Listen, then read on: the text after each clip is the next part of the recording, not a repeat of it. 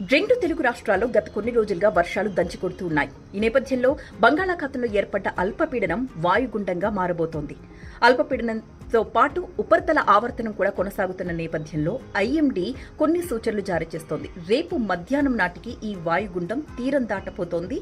పశ్చిమ ఒడిశా, ఉత్తరాంధ్ర మధ్య ఆ సమయంలో గంటకి 30 నుంచి 50 కిలోమీటర్ల వరకు గాలులు వీచే అవకాశం ఉన్నందున భారీ వర్షాలు కురిసే అవకాశం ఉన్నందున తెలంగాణ, ఏపీ ఈ రెండు రాష్ట్రాల్లో కూడా కొన్ని జిల్లాలకు రెడ్ అలర్ట్, కొన్ని జిల్లాలకు ఆరెంజ్ అలర్ట్ ఇచ్చింది. అయితే ప్రధానంగా ఏపీలో మనకి 10 జిల్లాలు రెడ్ అలర్ట్ లో కనిపిస్తున్నాయి, 14 జిల్లాలు ఆరెంజ్ అలర్ట్ లో కనిపిస్తున్నాయి. రెడ్ అలర్ట్ లో ఉన్న జిల్లాలు ఏవి అంటే తూర్పుగోదావరి, పశ్చిమ గోదావరి, కోనసీమ, కాకినాడ, అల్లూరి, అనకాపల్లి, అలాగే ఎన్టీఆర్, గుంటూరు, ఏలూరు ఈ జిల్లాలన్నీ కూడా మనకి రెడ్ అలర్ట్ లో ఉన్నాయన్నమాట. ఇక మిగతా 14 జిల్లాలు కూడా ఆరెంజ్ అలర్ట్ లోనే ఉన్నాయి. ఎక్కడా మోస్తరు వర్షాలు అన్న మాటే లేదు. అయితే భారీ వర్షాలు లేదా అత్యంత భారీ వర్షాలు.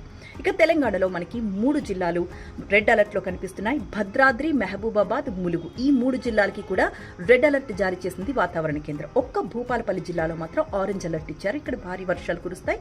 ఇందాక చెప్పిన 3 జిల్లాల్లో భారీ నుంచి అతి భారీ వర్షాలు కురవబోతున్నాయి. ఇక రాష్ట్రం అంతా కూడా ఒక మోస్తరు నుంచి భారీ వర్షాలు కురిసే అవకాశం ఉన్న నేపథ్యంలో ప్రజలందరూ ఎంతో అత్యవసరమైతే తప్ప ఇళ్లలోంచి బయటకు వచ్చి ఇరుక్కోవద్దు అని వాతావరణ శాఖ సూచిస్తోంది. ముఖ్యంగా మత్స్యకారులకు ఏం చెప్తోంది అంటే ఈ రోజు నుంచి 5 రోజుల పాటు సముద్రంలో వేట నిషేధం అని చెప్తోంది.